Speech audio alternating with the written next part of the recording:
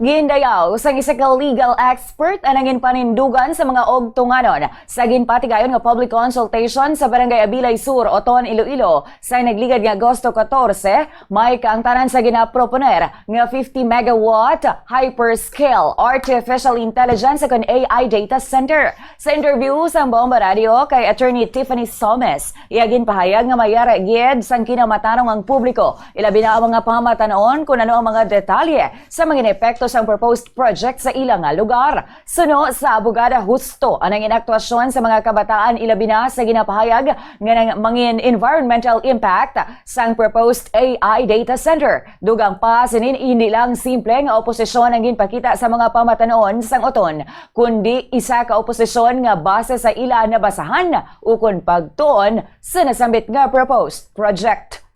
We want to salute the people of Oton, especially yung mga kabataan og tunganon for standing up and for asking questions. A good friend of mine once said nga, we should not only be asking questions, we should be asking better and more relevant questions. And those were the questions actually asked during the consultation period. May right kita, may baluan more so ang future generation, ang mga generation of youth today, kikitang manigulang sa ulihi, may right kita may baluan kung how will this project be done, how will this project be actually realized, and what will be the impact of this project long term para sa pumuluyo naton.